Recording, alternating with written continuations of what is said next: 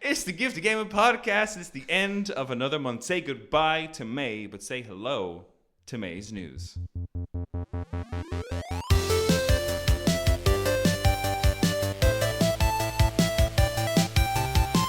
It's me, your host, here forever, never leaving, Darren Wade, and I'm joined by the true anchor men for all things news, Mr. Xbox Games Pass himself, Luke Maycock. Luke, how are you keeping? Hey Darren, I'm not too bad. I'm doing good. Feels good to be back. I don't think I've been on since the last news episode. It's been a hot minute, man. It's a whole month since, without the sweet, sultry sound of your voice. Feels nice. I'm excited. Yeah. And I'm good also... month, though.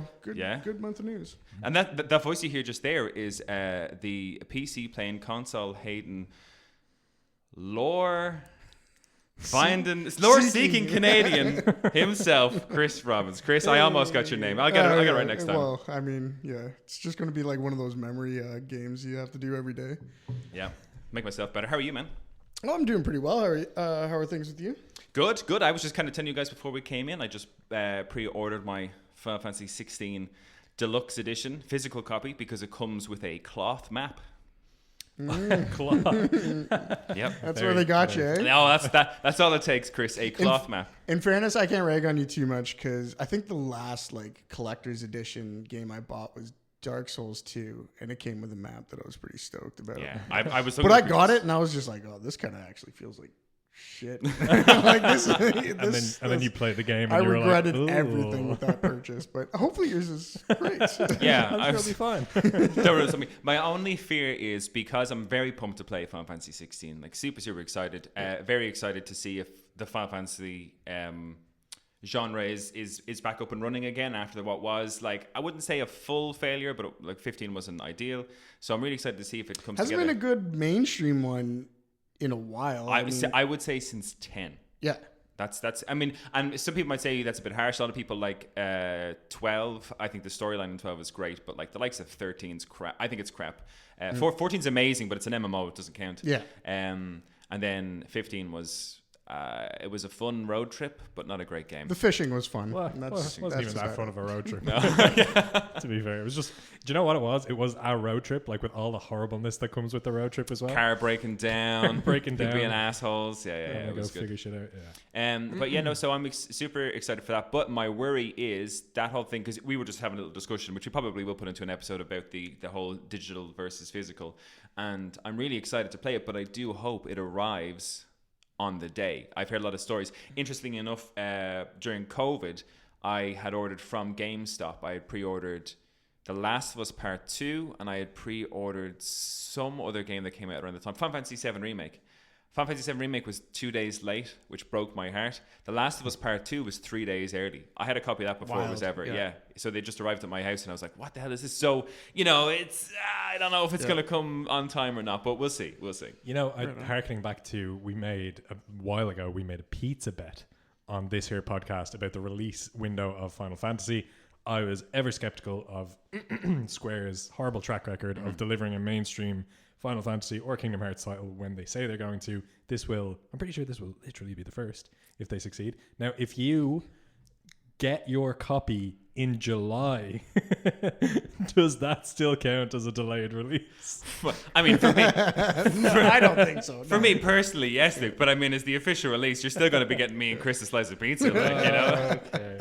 But it is funny because that was our second or third episode that we. I think that was our first. It was part of the games announcement. So our first episode was the Game Awards that we did, and our next one was our most anticipated games. And I brought up Final Fantasy, right. and I think Luke was saying that listen, Fat Chance is coming out in June, and I was like, well, and I didn't really believe what I was saying because of their track record, but you like to have the faith, But that being said, I am quite chuffed that it is, and it they released or they cut out the embargo for people talking about it. Loads of people were given 8-hour demo playthroughs of certain sections of the game, and apart from some performance issues in terms of frame rate drops and stuff like that, everybody is absolutely singing its praises and say it could possibly be the only thing this year that could dethrone Zelda Tears of the Kingdom for Game of the Year. That's I am underlining the word could. I'm not saying it will. But I think Zelda just. I know it's Final Fantasy, but I think Zelda it's that fan base. It's just that much bigger. And it's been huge. The reviews have been pretty much 11s out of 10s across the board, that game. It's been cool. Yeah. I actually did something very uncharacteristic of myself. I also pre-purchased a AAA. What Studio AAA game title. did you buy, Chris? What the fudge? SF6 or Street Fighter 6. Wow, okay. It is confirmed. I am Nice. going to be playing that on Friday. And so this was your... Oh, so you and me, actually, Chris, have a separate bet based on fighting games ourselves. Tekken, yep. Tekken, you challenged me to Tekken. I'm going to jump. I've been playing Tekken 7 to gear up for Street Fighter 6, actually. Nice. The demo only got me so far, and the open beta for Street Fighter 6, which I was in, was a bit shaky. And your thoughts? I mean, you've pre-ordered it, which is very against your character, so you're obviously quite excited about what you played and saw. I'm very, very stoked. And it seems like, well, I mean, I think we're going to touch up a bit on Street Fighter 6 in this episode, so I'll bring it up more. But Capcom seems to be putting a lot of eggs in this basket. And Capcom have been killing it so far. Like, since Monster Hunter Sunrise on the Switch and everything like that, they're dropping bombs left, right, and center, and I'm very excited. Look, have you been playing anything wild or weird or interesting? Have you pre-ordered a AAA game?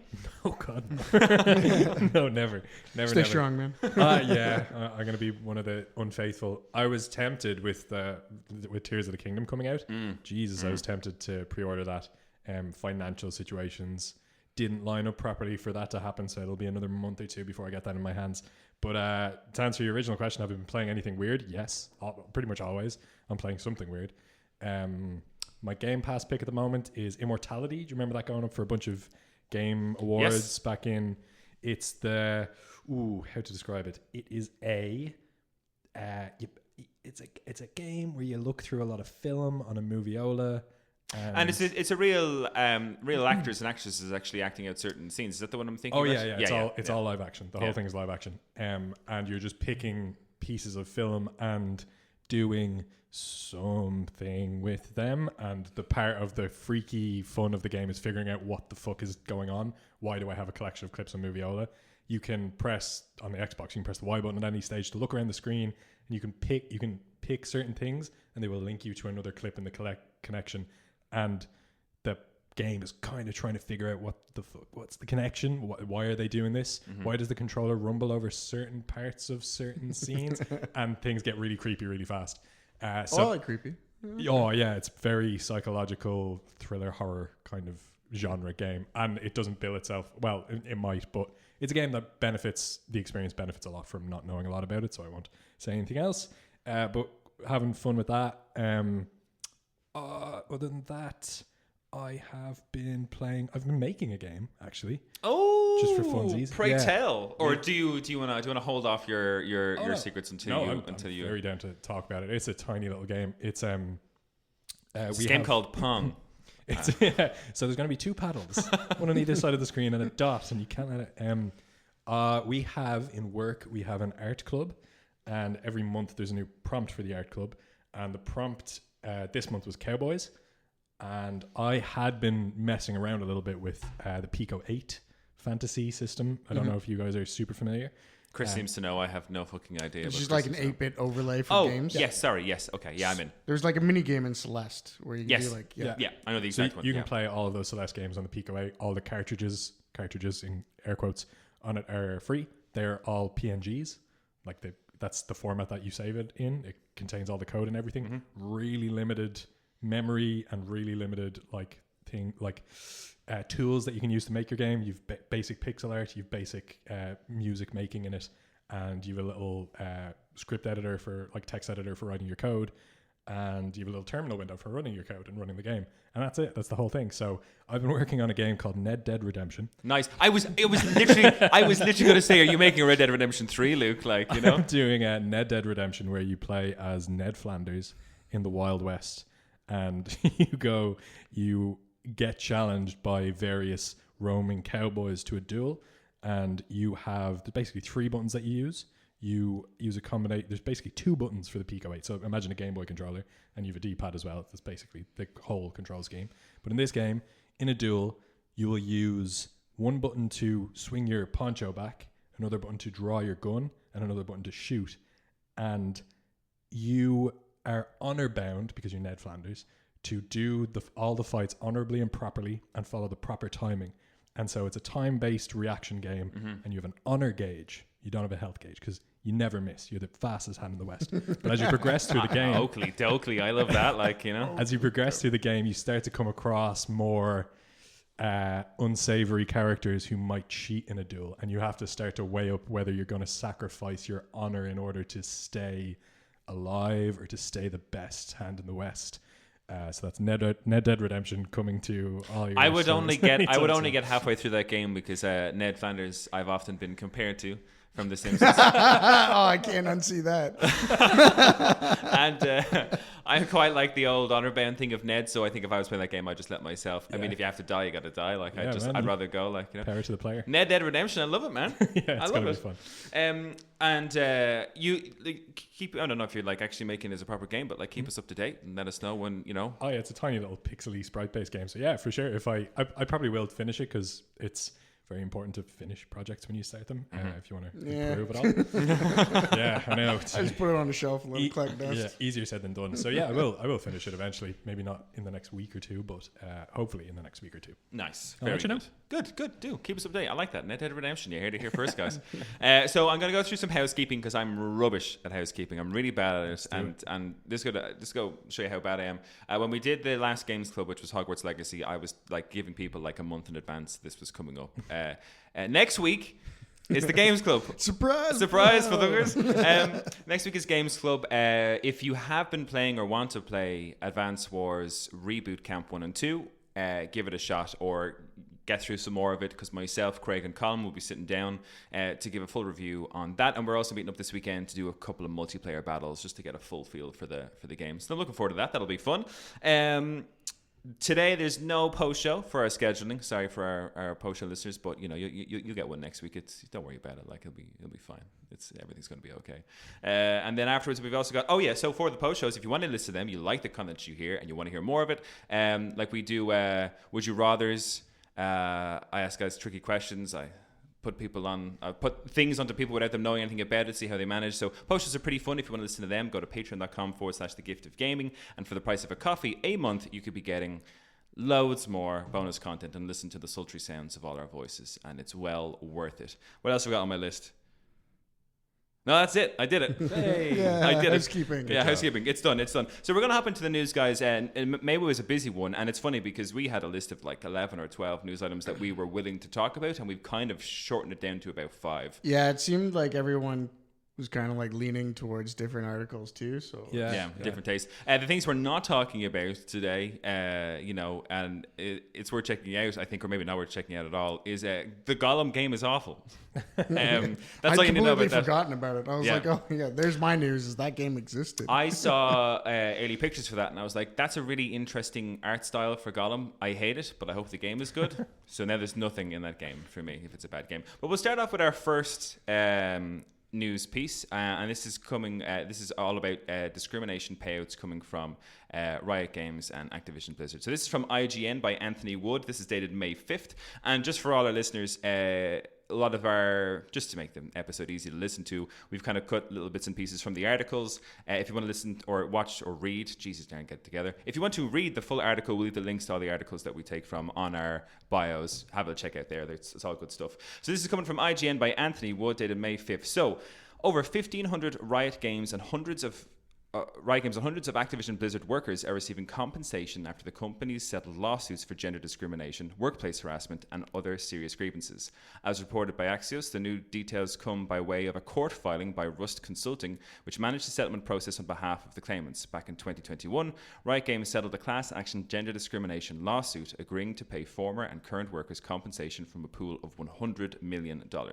According to this new filing, each of the 1,548 claimants will receive an initial payment ranging from $2,500 to $5,000, with additional damages up to a cap of $40,000 also paid out depending on whether the worker was a contractor, full-time staff, and the length of time they spent at the company. 7 individuals have opted out of the settlement. Axios reports that the claimants who were found to have suffered from pregnancy discrimination, sexual harassment, retaliation, and constructive discharge during their time at the company were being paid 5 to 6 figure settlements. Any money not distributed will be donated to the Reboot Representation Coalition, which is seeking to increase the number of Black, Latina, and Native American women in the technology industry.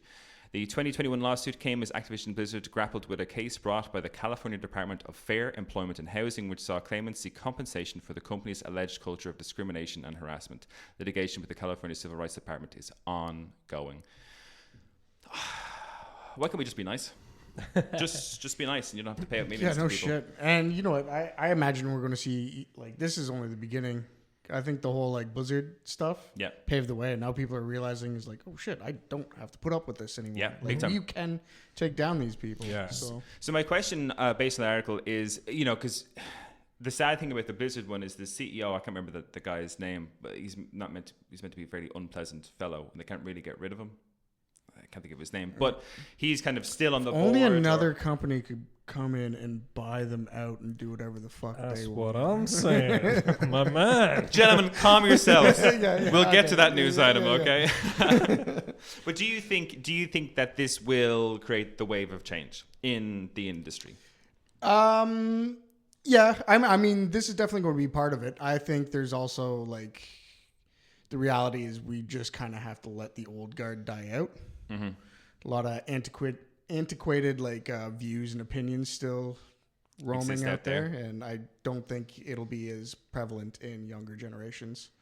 So it sucks that we do have to go through with it, and it's good that we can actually make things change now, but it's something we do have to wait out, and I think will get phased out.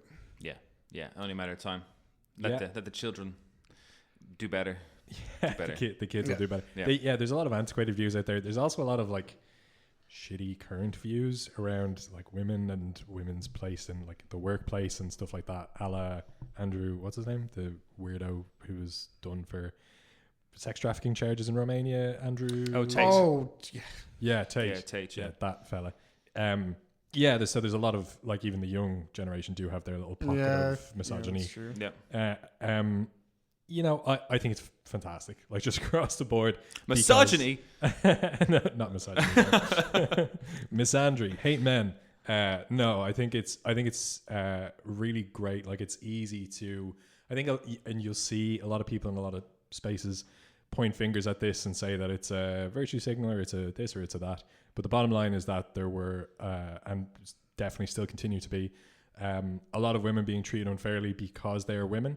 And the prevailing attitude, what they've had to do to keep their job for so long is to say, well, they're just boys being boys, or they're just, I'm a woman in gaming. What should I expect? This is setting a precedent. Well, it's not just gaming too. It's just the whole tech culture. Oh yeah, tech even more broadly. Yeah.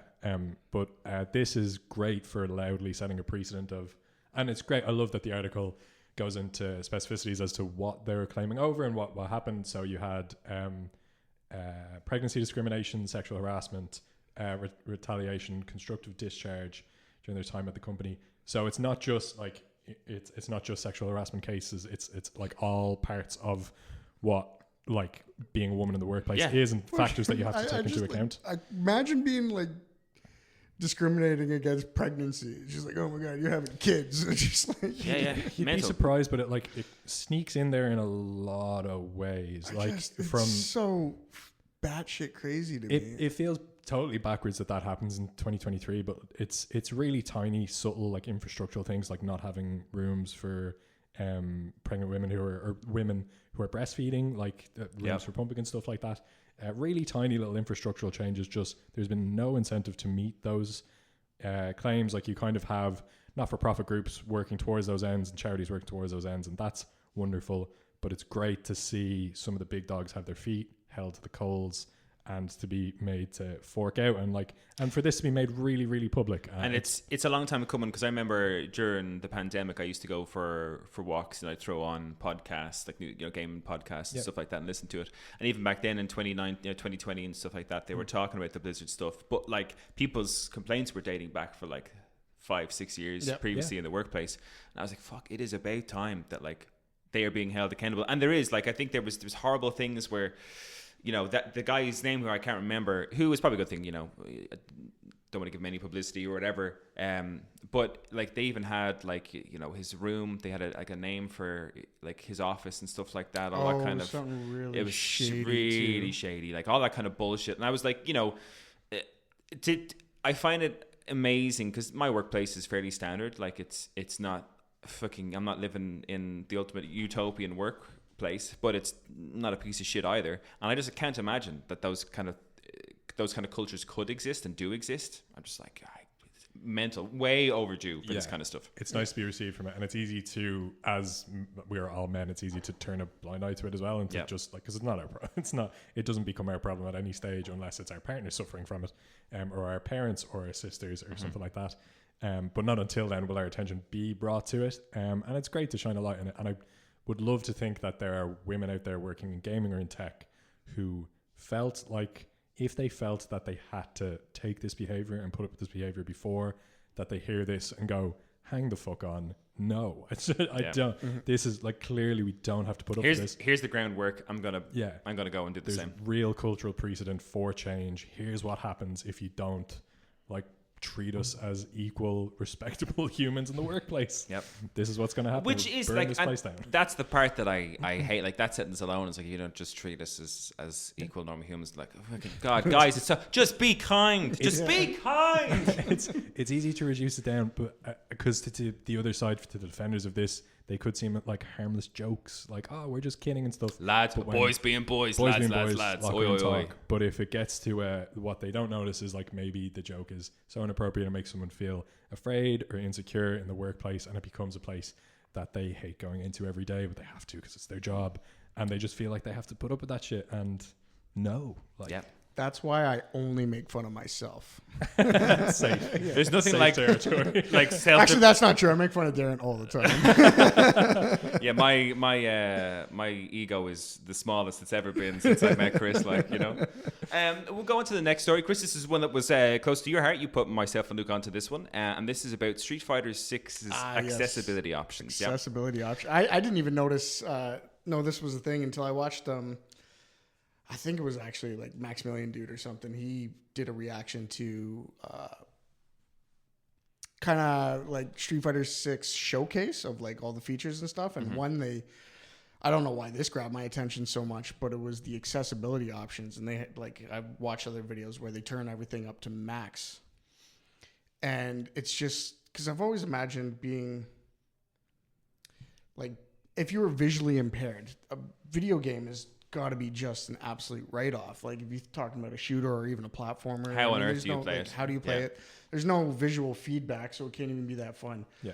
But when I heard these sound options for Street Fighter, like you just close your eyes for a bit and you're just like, you know what, this is kind of a game in itself. Like you hit these buttons, you do a high attack, you get audio feedback. If you hit something, you still get the Hadoukens or the Shoryukens. Yeah.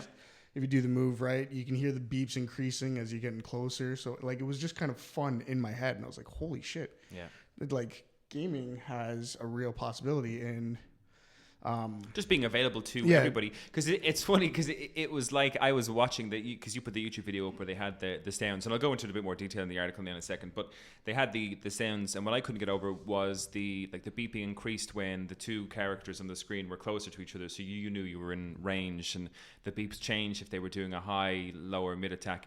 And I watched the video and closed my eyes, and I was like, I am shit at this game. Like I am awful at this game, but it's amazing that like you could have someone who would play a game in that way and be an expert on it. And I love that. That's a capability. It's a thing that people can do. Yeah, and like it sounded like they could make a game out of it. Like it would be fun to do that. Yeah. Whereas like a platformer or like even like I said a shooter just seems impossible, but who knows? Absolutely. I'd say it's out there for everybody. So this article has come from Can I Play That? And it's by Margin ActiveBit. This is also dated the 5th of May. So for Street Fighter 6, developer Capcom has worked together with ePara to improve accessibility for sightless and low vision players.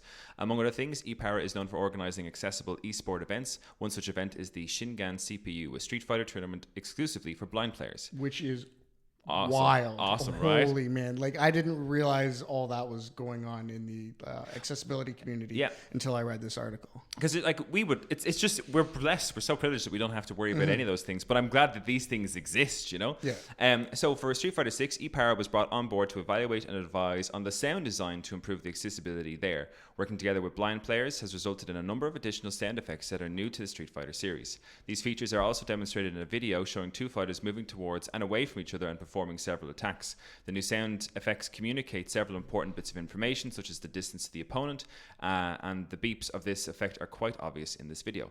The press release does not give a complete list of sound effects. Looking at as well available in the demo gives us the following more complete list: distance to opponent sounds, cross-up attack hit symbol sounds, high, mid, low attack hit symbol sounds, vitality and SA gauge and mount notification sound, drive gauge notification sound, and super art usage indicator effect. Aside from these sound effects, it also includes the timing of the narrator of stage and character selection. If the full game contains any additional menu narration, it is not yet clear. This is essential for blind players, but in the demo on PlayStation 5, this was not available in the menus. There's also a lot of volume settings for global categories like music, voice, and sound effects, and for sound effects that include the ones mentioned above, there's even more granular volume control in their own settings menu. This also includes volume settings for footsteps and clothing, for example. It's just mental to comprehend.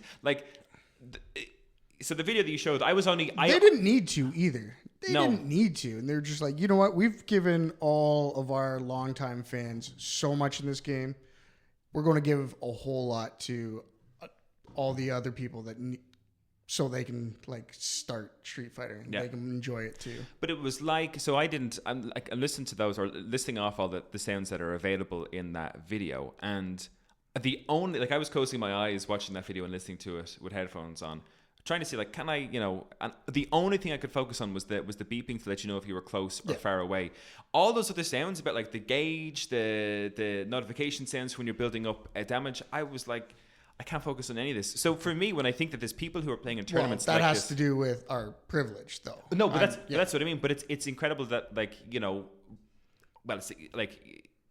obviously it'd be great if you didn't have any sort of impairment whatsoever, but I find it fascinating that people can play it with these sounds and play it to a degree where you can compete in tournaments based off this level of accessibility. I'm just it's wild that they can take, because I was trying my best to hear all the different bits and pieces, but just couldn't. I couldn't take them all in. Whereas there are people out there who can. That's how they play the game, and I find that absolutely astonishing. Pretty cool. Yep. I like that one a lot. And it seems Capcom with this game is just giving us everything. And not only did the game looks great, they've done a whole lot of fan service. They've done these accessibility options. But have you heard about the Capcom Pro Tour? No. It's going to be primarily or maybe exclusively Street Fighter 6. And it's a $2 million prize pool with first place being $1 million. They're just like, fuck it. I don't know if something's going on at Capcom. They hit a big red button. They went full panic mode. They need this game to be a success. Or they're just like, fuck it. We just created the greatest game ever made. It just sounds like huge investment. That's crazy money for $2 a million, fighting game. Yeah. That's I don't think for one fight. It's not even like an EVO where it's a huge tournament of different fighting games. Yeah. It is one fighting game. Yeah, and it's they really are pumping this game, because I mean it's a totally new way to go at Street Fighter in terms of that hub, and you build your own character and everything like that. It's quite different to anything that's come before. The character customization is... It's wild. I've seen some messed up images that people can do, but it is cool to see that they are putting so much effort into it. I couldn't believe that when I was watching the PlayStation showcase that was on, which we'll go into that as well in a little bit, but there was another trailer for Street Fighter 6. I was like, I've been watching new trailers for this for months now. They are really but they're obviously very, very proud of what's about to be released for everybody. And unfortunately, I'm a Tekken guy when it comes to fighting games. I've no. Why can't you just be a fighting game guy though?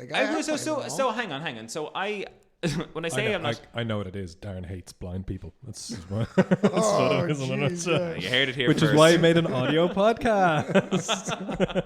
I'm entirely fucking. Oh my god! Okay, here we go. We'll finally get some emails for this. This is what we get the emails for. No, but I think because I'm a big fighting game fan. But for me, it's Tekken, Smash Brothers. I play a little bit of Mortal Kombat, but I think everyone who play any fanboy of any particular fighting game also plays Mortal Kombat. They've wet their whistle with it. Yeah. But Street Fighter has always been, and it might be just because when I was a good deal younger, has always been a tricky one for me to master. I found the timing compared to the likes of Tekken to be totally different. What are you talking about? Tekken is doing the command in Tekken. grabs with King. Yeah. Those things go on forever. Yeah, but I love it. But it to me, timing wise, it just feels smoother than a Street Fighter game. It's always felt. Okay, I think Tekken to me has always felt a lot more fluid than Street Fighter has. Blocky's not the correct phrase, but it's definitely not as fluid as More of Tekken. like a rock, paper, scissors type. Yeah, kind of. Yeah. Okay. So I'm going to have to take a quick swig of water before I drink this one because this is the long... And I've cut loads from this article, by the way, so bear with me. But it's quite interesting. This is the EU approves Microsoft acquisition of Activision. So I'm just going to take it. Which I thought this was the one we talked about last time where they denied it. And I got all confused. Of course, it's the UK that fucked things up. I should have known. Yeah. Should have known. So this article is coming from The Verge by Tom Moran, and this is dated May 15th. So Microsoft's $68.7 billion deal to acquire Activision Blizzard has been approved by the EU regulators just weeks after UK regulators blocked the acquisition. The European Commission has concluded that the deal can pass thanks to commitments from Microsoft related to cloud gaming. The EU found that Microsoft would have no incentive to refuse to distribute Activision's games to Sony, and that even if Microsoft did decide to withdraw Activision's games from the PlayStation, this would not significantly harm competition in the consoles market. But EU regulators, much like the UK, did find the acquisition could harm competition around the distribution of PC and console games through cloud gaming services. Interesting. The European Commission has identified remedies to allow for the deal to go ahead through 10-year licensing deals that Microsoft has offered to competitors. This includes a free license to consumers in EU countries that would allow them to stream via any cloud game streaming services of their choice. All current and future Activision Blizzard PC and console games that they have a license for as well. Cloud providers will also be offered a free license to stream these games in EU markets. These licenses are automatic and mean that consumers will have a right to stream Activision Blizzard games they've purchased or subscribed to on any cloud gaming streaming service of their choice and play them on any device using any operating system. It appears that the European Commission requested Microsoft to offer this automatic license, and the Xbox maker will now apply this globally. The EU's decision to approve this giant deal comes less than a month after UK regulators blocked Microsoft plans. The UK's Competition and Markets Authority, the CMA, blocked the deal over cloud gaming market concerns, stating that the acquisition could lead to reduced innovation and less choice for UK gamers over the years to come. Microsoft is appealing the decision. Microsoft's appeal in the UK will likely take months before the process is complete. Today's EU decision may help boost Microsoft's chances of getting this giant deal over the line, but the company still faces battles in the US and UK. Regulators in Saudi Arabia, Brazil, Chile, Serbia, Japan, and South Africa have also all approved the deal. China, South Korea, New Zealand, and Australia are all still reviewing the deal.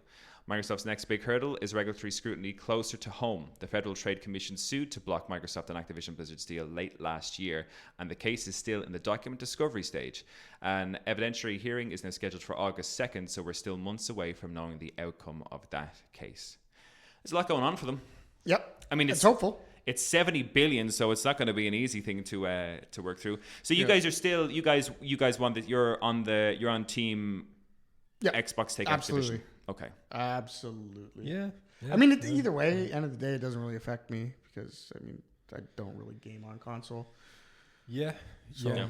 I'm still very much in the camp of this deal going through. I have no problems with it. It's like an elevated way of playing the game that we're all the console, well, say for Nintendo, for what the two big console players were playing. And yeah, it's whatever. There was that interesting part in the article where, sorry, I'll scroll back to it now. So they said that these licenses are automatic and mean that the consumers will have right to stream. So consumers will have right to stream Activision Blizzard games they've purchased or subscribed to on any cloud game streaming service of their choice and play them on any device using any operating system. That's what I'm wondering. Because there's quite a handful of games out there that I've bought multiple times on multiple different consoles. Yeah. Is this like the end of days for that kind of system? Like if I buy, let's say one I bought multiple, Slay the Spire. If I own it on one console, would I be able to download and play it for free on any other console? Like, do I own the rights to play that game whenever and I think I want? that's kind of an Xbox's end game. It seems that, and we'll get into that in a minute in the next article as well, because we're going to talk about Phil Spencer and his recent interview with Kinda Funny Xcast. Yeah. Really interesting stuff. But yeah, I think that's kind of the thrust of their strategy right now, is to be like, they say that they want Xbox. What is Xbox?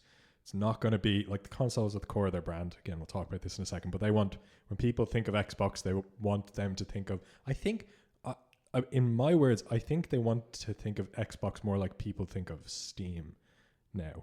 Like I think they want it to be the hub Seems for like it might be, acquiring or even games. just a general media center. Yeah. See, I Oh, always yeah. I always considered, I'm just maybe wrong because I'm not in that infrastructure at all.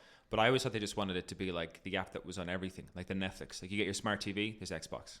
Do you know what I mean? Like it's no matter what you open, it's a downloadable app wherever you go, and if you have an account and you've downloaded the games, no matter where you are, you can play it. Yeah. But that being said, like I've been bitten, but probably because of my own fault. My experience with cloud gaming isn't great. I owned Stadia once upon a time. Yeah, this is very true. But I just don't know. So, and we'll get into it because I want to kind of, and it's not exactly pit PlayStation versus Xbox. But in the next article, we're going to go through, like, the PlayStation Showcase was just on, and we had that Xbox Phil Spencer interview. And there seems to be kind of two sides of the industry, or they're playing two very different sides of the industry. And Xbox seems to be putting all their eggs in the basket of that cloud service. Do you know what I mean? We want it to be available everywhere, anywhere. Will that infrastructure, do you guys think, ever exist the way we want it to? It's hard to, it's hard to say definitively, which sucks. But Well, we need fully fiber networks. yeah, And like that has to happen. and the physical infrastructure first. Yeah. the interesting thing was, one of the things that, like, really with that Stadia, and people really struggled with Stadia, was over in the States. Like, we're blessed here in Ireland that our internet plans are very affordable, like very, very affordable. It's not massively And expensive. unlimited, which is once Insane. you hit the caps in, like, not just the States, Canada is very expensive for a fast unlimited internet plan. Yeah, and that's what I mean, is that, you know, I understand that Xbox Games Pass is the cheapest option for you to play games anywhere, if.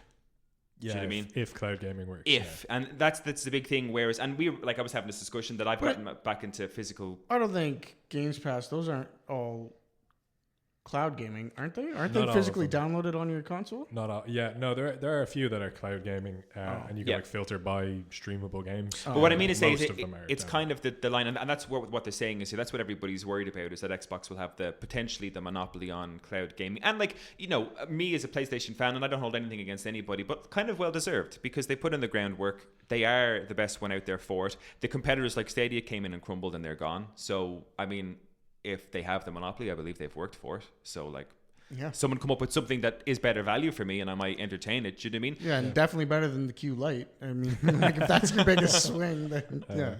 So it's, you know, I think for me, I just, like you said, the Xbox's end game with all this sounds amazing, but my worry for it is that there's a massive if at the end of it. That this all sounds amazing if everybody can afford to have super quick internet and be able to cloud game off all these things. Well, that they and want it's to- also want to go. if Xbox in general survives long enough, because we know it's not doing as well in the console war, so it does need these bigger IPs to at least generate revenue so they can build this. Yeah. Chris is giving me the segue for our next piece. Our next. Oh no, news I'm piece. sorry. I'm just I'm a hand talker. No. I mean, no. Sorry, I'm not. Oh I'm yeah, not- I'm giving you. I thought you were saying I was rushing you. Like No, skip no. this article. No, I love a good segue. Sorry, Luke, go for it. Yeah, Really quick yeah. before we move on, I would come back against the idea that Xbox is putting all of their eggs in the cloud gaming basket. That is one of a couple of baskets that they have on the go. And I think our focus is being drawn to that majorly because the case in the UK pivoted the main discussion points to be cloud gaming.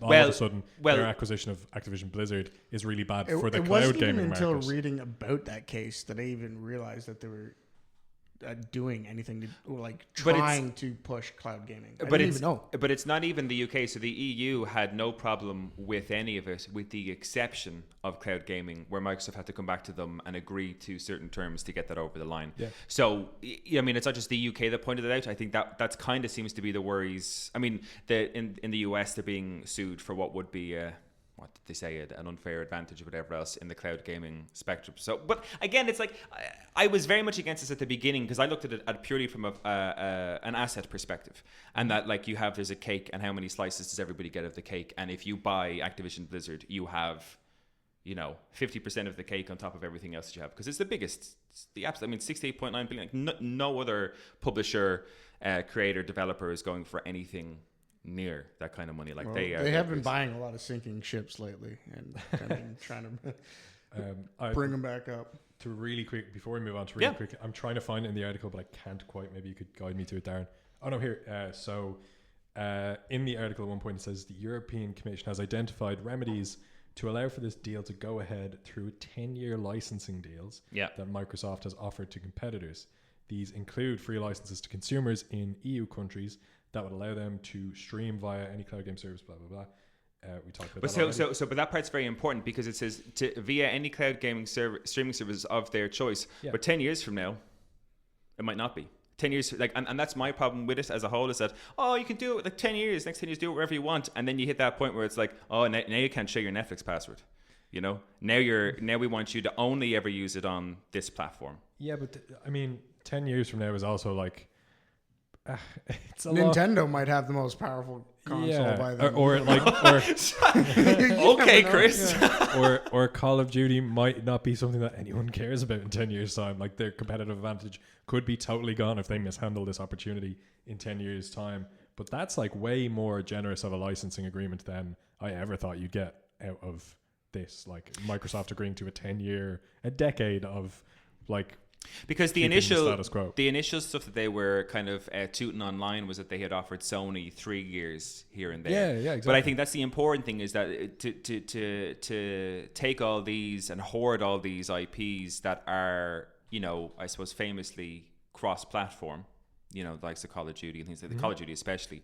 I think the idea of hoarding that is what was making it seems to be what was making people nervous, with the UK especially.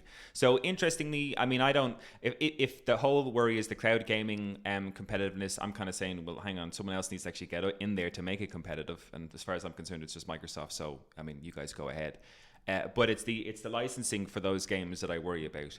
I think Yumi had a discussion before about the fact that Sony's got Square Enix now with their Japanese IPs. And I've always felt that was more of a cultural thing. Like Sony is, it's from Japan. That's always been in its, before Xbox ever existed, that was always in its library, essentially. Do you know what I mean? They weren't coming in and buying all those things up. They've kind of always been there. And Microsoft could never really push into that market. Their audience was never too keen on that. And they're all, with the exception, Square Enix is known by PlayStation or anything like that, but they tend to have good deals with Sony and et cetera, et cetera. So I think the idea of some of the biggest IPs being taken away from people after 10 years. After 10 years is good. You could have changed. You could renew. I don't know what the deals they have, but I'm going to tell you exactly what's going to happen in 10 years. Oh, here we go. Switch is most powerful console and... in 10 years, you're going to have to download an Xbox app on your PS7 to play Call of Duty. Just to see that green Xbox logo on my super PlayStation UI. PlayStation 7. Oh, man. Yeah, could be. That's a weird one, though. I don't know if I'd ever call it 7. I'd probably call it... it's weird. 6, 5. This is such a stupid thing I'm going to say, but PlayStation 5 sounds great. PlayStation 6 doesn't do a whole lot for me.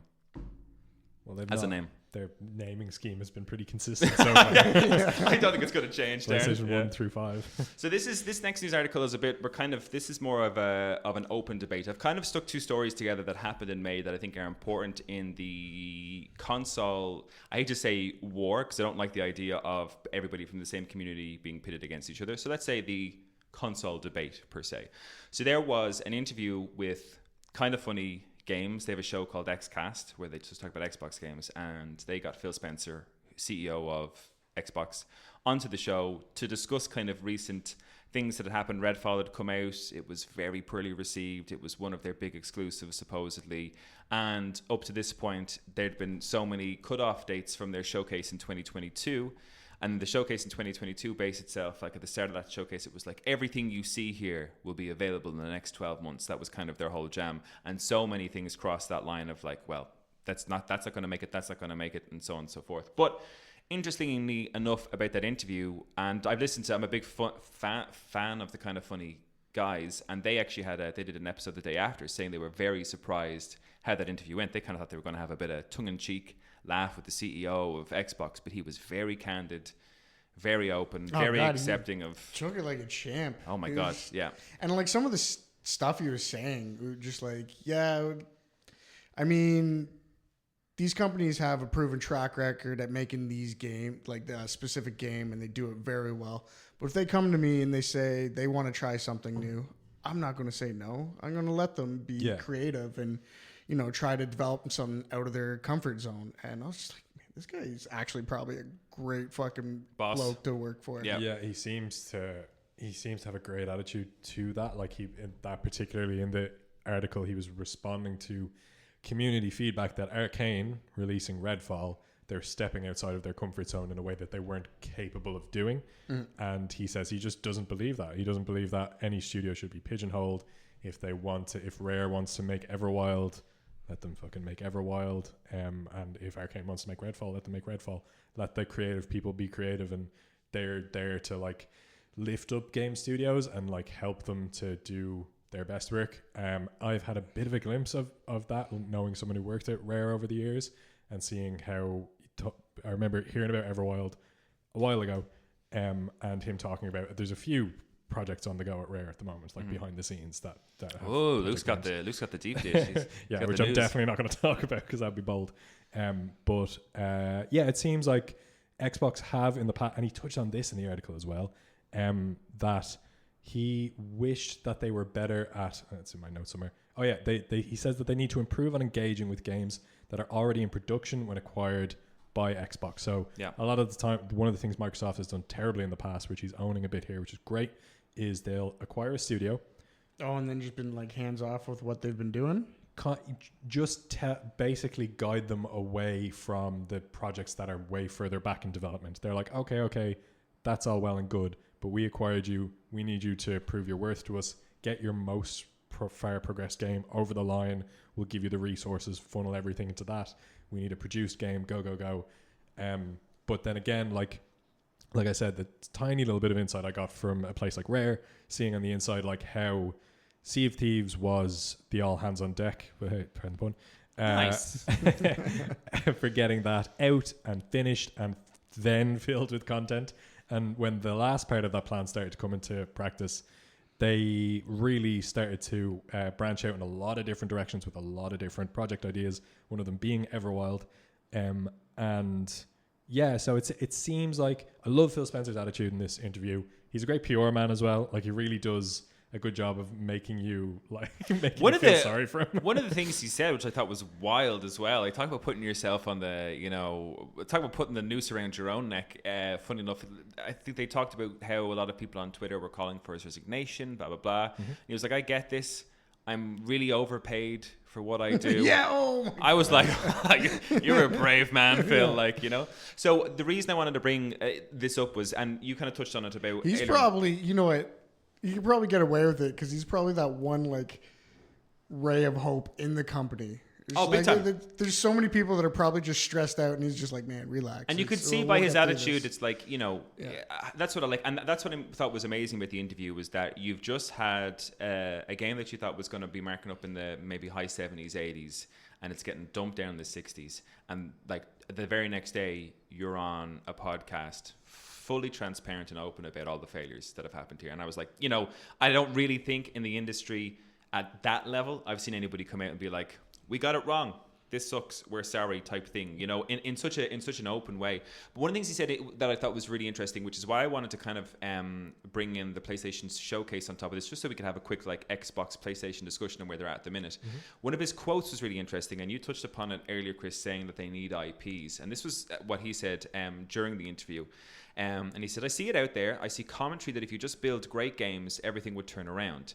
It's just not true. That if we go off and build great games, all of a sudden you're going to see console share shift in some dramatic way. We lost the worst generation to lose in the Xbox One generation, where everybody built their digital library of games. This idea that if we just focus more on great games on our consoles, that somehow we're going to win the console race. I think that doesn't relate to the reality of most people. So I am in agreement with that. That doesn't mean he'll win the console race, but I find it astonishing. I kind of blew me away when I was listening to the CEO of Xbox saying, we're not just going to go and build great games. I'm like, why wouldn't you? Why wouldn't that be your sole... They have other plans, man, and I just like, now I'm just curious, like... What are these plans? Yeah. They're engaging with the industry on a meta level. Yeah. We're too busy trying to buy Activision to make games. But it's like, so, and this is what and if, funny enough, I don't know if you guys watched the PlayStation Showcase. We'll get onto that and the announcements that were in it. I loved it. A lot of people said it was very disappointing. But what I thought was very interesting. Right. I watched it. Yeah, I mean, the people said it was very much like a state of play. It wasn't really a showcase of like great, because there was nothing apart from like the Metal Gear Solid 3 remake and stuff. There was no big announcements. But I looked through the list of everything that came out on that, and it was exclusive to PS5, and then coming later to PC, exclusive to PS4, PS5, exclusive to PlayStation VR 2. It just belongs to us, and they all. I mean, some of them were good, some of them were bad. There's a good fair of cross-platform. No, there was plenty of them mentioned. Don't get me wrong. But what I mean to say you're is, right. but that doesn't exist in the Xbox environment. And yet y'all have such a big problem with us getting Activision Blizzard. Oh, you can't have an exclusive company. Hey man, No. It doesn't matter to me. Anything that goes to Xbox goes to Steam too. I think anything. Right. Maybe not for the so next rare 10 years. things. After 10 years, Chris, it's over for you. No. So look, again, it's not that I have. So my big thing about gaming is that cross-platform gaming across third-party video games, whatever, is a no-brainer, and it should have existed for the past 5 years, easy peasy. People should just be able to play all the same game across all the different consoles and just have fun with their mates. That should exist, and I think that a group like where you have Call of Duty, one of the biggest multiplayer games in the world, being owned by a singular company, and potentially, we don't know, but potentially after your 10-year license, or however this deal is agreed at the end of it all, that being taken away, to me, seems counterproductive to this whole idea of that everybody play together no matter what you're set up on. That's where I worry about it. But it's just interesting that, because I think, if anything, Xbox owning that game, that IP, it's more likely to be an all-inclusive experience. I think they're way more likely to push for cross-platform Call of Duty than PlayStation ever would. So what's interesting about that is, but that's what I mean is about interesting, is in terms of licensing for certain titles and that, like we had in the news report, that the EU is making them agree, which meant that they're possibly in their plan. I don't know. This is all speculation. It's all hearsay. This is how I read it. Is that in their plan? Were they planning to license it out at all to the likes of Sony and other places? Did they have to make this agreement in order for it to pass through? So that's where I just kind of wonder, like, well, we don't know what's going on. We won't know until the deal's made and the Xbox makes a decision. But you're right. I can't see. Financially, it'd be bonkers not to give it out to everybody. Yeah, and they made. I think Minecraft is still like the number one selling game of all time, isn't it? Across all that or GTA 5. Yeah, I think, and they made that Minecraft's not number only one. or not only like multi-platform, but true cross-platform. Yeah. Like anyone even on your mobile, you can play with someone on PlayStation. To go back to the interview itself, one of the quotes that I wrote down from Phil was, "We want Xbox to feel like you can play the games you want on the device you want with whoever you want." That's the Xbox future. That's transparent. That's clear as day. But no. Yeah, but so anybody can say anything. The future's green. So anybody, but anybody can say anything in an interview or anything like that. Doesn't mean it's going to come true. True. So like we were told in the showcase in 2022 that every game you see here will be available to you in 12 months. That hasn't happened. Do you know what I mean? You can say anything. We were also want. told Redfall was going to be a good game. Yeah. So that's just where. Whereas when you look at PlayStation, they're just delivering exclusive games that are. And like, look, I know I'm coming from the side of PlayStation, but what I'm getting at here is that I just think it's incredible to think that the CEO of Xbox, who had great consoles and great IPs in the past, the likes of like Halo was huge, to say that they're not, like, why would we build great games? I'm like, it just blows me away that I'm like, whoa, that's a stock price crasher if ever I heard one. Like, it's and that's where I kind of worry a little bit for where Xbox is going, because now their only IP due out this year, exclusive IP, is Starfield, and I would hate to be the developers at Bethesda making Starfield for Xbox. The amount of pressure. Sweating. Yeah. Todd Howard. Oh like my that God. Key and Peele episode. Yeah, just sweating. Todd Howard really believes in that game as well. I really hope it's good just for his sake. Yeah. But so like that's for his mental health. And and I think he said in the interview, like, oh, people won't want to hear this, but we don't believe that that's part of the Xbox path, and I was like, okay, cool, so they have a path, but they've been talking about having a path since well before this new generation, and that path still, to me, maybe because I'm not an Xbox player, but that path still to me isn't clear. I don't really know what Xbox is trying to do right now. I kind of, it's always made perfect sense to me. Since Game Pass has been out, it's made perfect sense to me. I pay €12 a month and I can choose from any one of like 300-400 games every time. They're amazing quality. There's a million different indies baked in there. I have so much fun playing video games every month, and I have for years for pittance. But that's the thing. It. That's no, the thing. But that's not like, and if that was the thing, and if that was it, you'd have everybody rushing. Like, I don't get why you're not. I don't understand it. But it's like me going on to Netflix to watch something, and I'm like, well, fuck, I'm done. I'm not going to watch anything because it's like there's lots of just trash on here. And I'm not saying that the Games Pass selection is trash. It's wrong of me to say, but you showed it to me, and you were like, hey, here's how, because you were living with me for a while, and you showed me how the Xbox, the UI, and here's Games Pass, and you scroll down through the library, and nothing stuck out to me. Like, not a single thing was said to me that was like, oh, I need to get on Games Pass, and that's where I worry for them. You'll buy a collector's edition for a franchise that has had a shitty track record. Because this one looks good. No, but at the same time, has a shitty track record. But look what they've done recently. 15 was a mess from start to finish, but Final Fantasy 7 remake, amazing. Final Fantasy 14 start to finish through all the DLCs, amazing. Final Fantasy 16, these now reviews once it lost its embargo, everybody's very. So I bought an educated guess, Chris. I'm just saying, like, we all have our like franchises we love. Yes, yeah, but what I mean, I understand what Luke's saying. Can I just look at would you mind if I added a bit more to my? Of course, fire away. I'd love you to, Luke. I'd love you to. It started before Games Pass, to be perfectly honest. It started back with Xbox Live Arcade on the Xbox 360. Xbox just went really ham, and I think it was Phil Spencer that was leading this charge at the time, went really hardcore on indie games on the Xbox. They were like, indie games, they just made a big stance that indie games meant a lot to them. Now that's like huge. That it's huge. It's not the fruits of that strategy won't be obvious, I think, but I've watched that since they first started doing that. They first started investing heavily in, like, the Super Meat Boy was one of their ones that they were just like trying to get it out there and get it everywhere. They were just trying to put like kind of the indie devs up there, give them a platform to release. They made it as easy as possible as they could to release. There was a Dublin-based studio, Pewter Games, that released their stuff on Xbox Live Arcade. That was apparently a fantastic experience for them. This was back in like 2006 or whatever. Yep. And so when it gets to Game Pass now, I get that you look at the list and you don't see a bunch of titles that appeal to your eye. But what I do is I look at the list and I go, well, like, I love video games, no matter what fucking shape or size they come in. I look at that list and I go, what am I missing? Like, what's you Homestead Arcana was a great example. So recently. many bangers. There's there's a lot of sleepers. Homestead Arcana is a great example of one that didn't hit for me, but I had a fucking great time engaging so listen, with it. I love that Xbox, we can say, is maybe supporting the indie game thing, and this isn't me being anti like, Xbox is crap. I'm just worried for Xbox because the majority of video game players are waiting for the Gods of War, the Horizons, the Final Fantasies, like those big AAA hitters that, and like so interesting enough, and it was, the PlayStation showcase ended with a really long trailer for a big section of Spider-Man 2.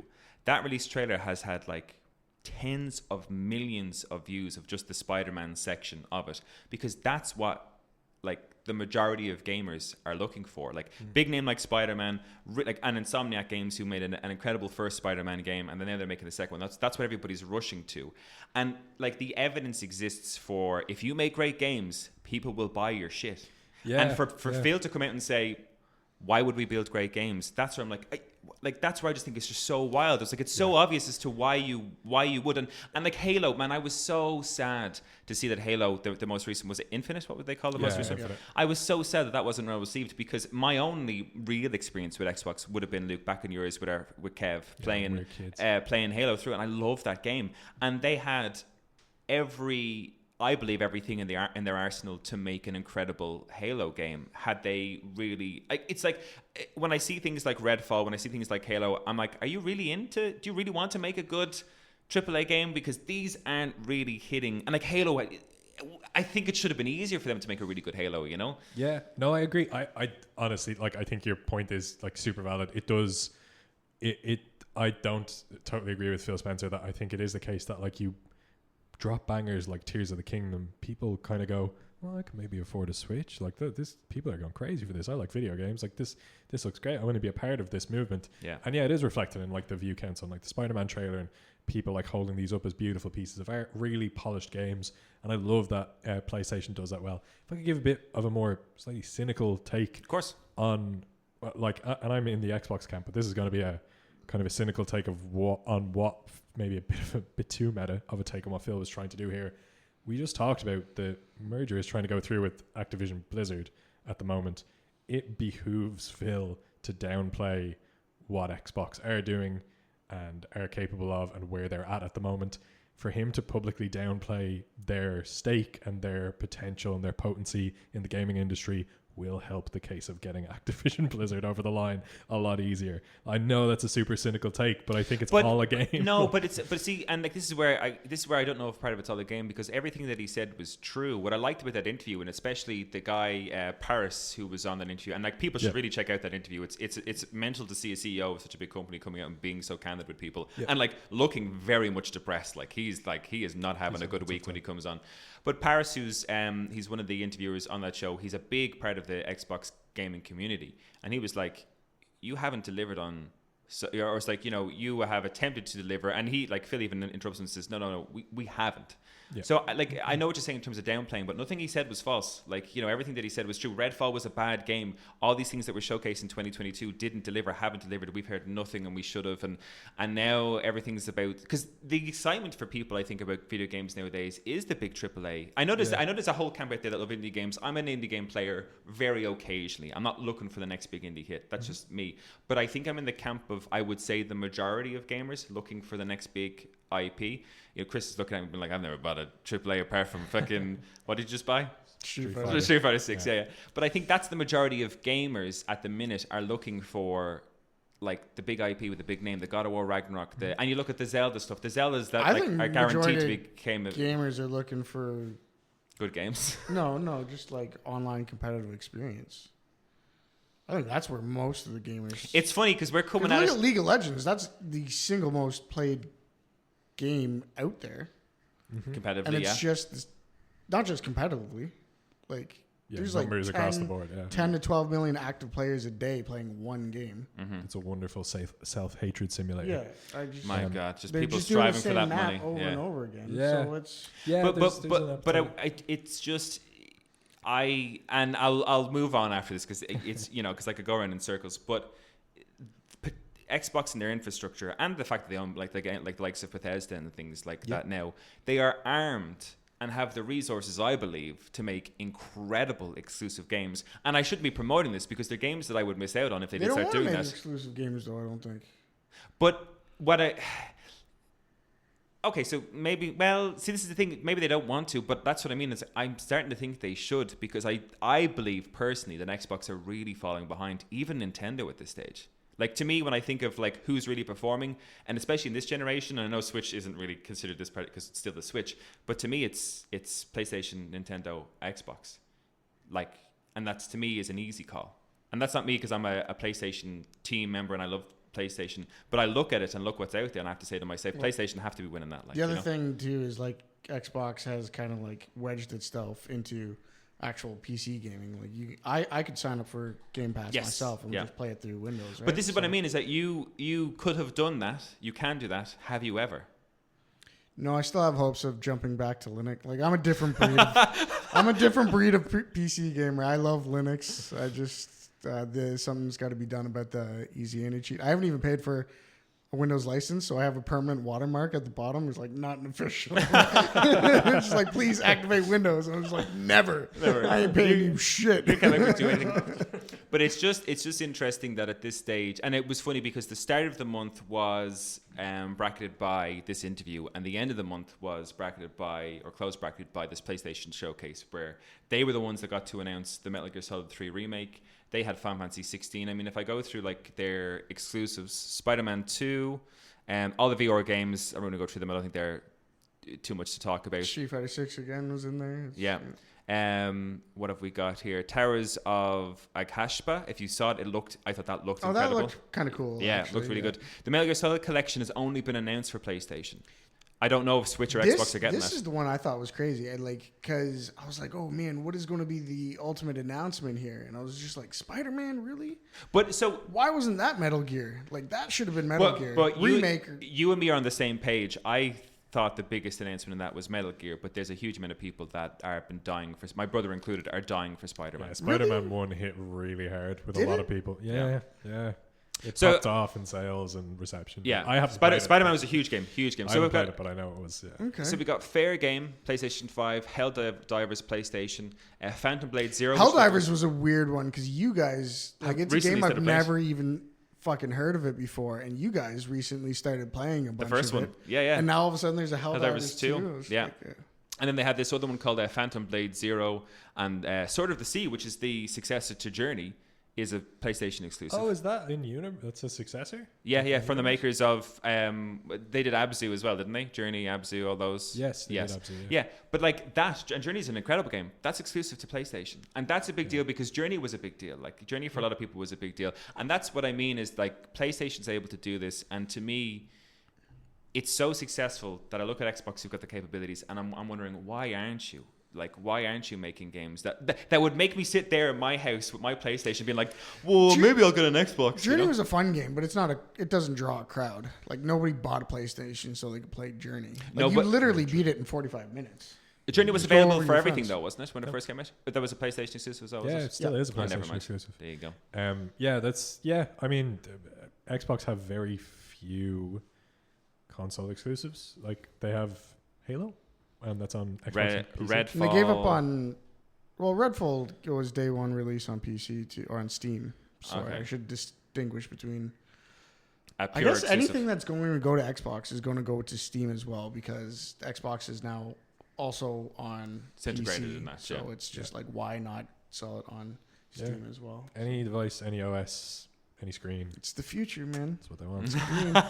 I don't think so. I don't think so. And it's funny because I mean, you say Games Pass and everything like that. I think it's a wonderful idea, but it's like I think Netflix is a wonderful idea. But I go into Netflix and I say, there's something I really want to watch on this, and I have the exact same opinion about Games Pass, like you showed it to me. And there's been times where I've literally gone online to be like, what's in the Games Pass library right now, and I'm like, the things like I do want to play, I can purchase myself. Don't get me wrong; it's going to cost me more money in the long term, but it's already available on my the console that I have. And sometimes it comes on a great offer. Sometimes it's free of a month, but there's no way to tell and all that kind of stuff.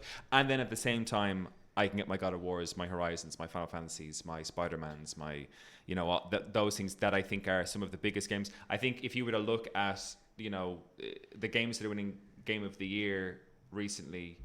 Well, Elden Ring was the exception, I guess, but like Zelda, was an exclusive, and I think the Final Fantasy VII remake was up there against it as well. Didn't win, but should have won, and that was an exclusive as well. There's some of the biggest games in the industry are the exclusives to certain. I do get that argument. I just don't look at games like that. Like I'm really not excited about the next God of War. I'm really not excited about the new Horizon game. None of those things excite me. One of the most exciting video game experiences that I came across in last week is a game called Fear and Hunger. Have you heard of Fear and Hunger? Absolutely horrifying game. You can only get it on Steam. It can only run 32-bit, so you have to have a system that can run 32-bit games. And it was one of the most intense, horrifying, fearful experiences. It's a little 8-bit RPG game. Those are the games that I love. Like anything where people have an idea of how to use the medium of games to tell a story. Undertale's another game. But you just made the point there though, and this is what I mean about, like you said, and I don't understand the technological sides of this, but like you said, you must have a system that can run 32-bit. Yeah, you're already not. It's not for everybody. Do you know what I mean? I think you're missing my point. The point is, I don't like the games that I care about most frequently appear, like those kind of games, those indie games, like I talked about, like starting in 2006 with the Xbox Live Arcade. Yeah. I can find so many of those that I've heard just like loads and loads of lore about.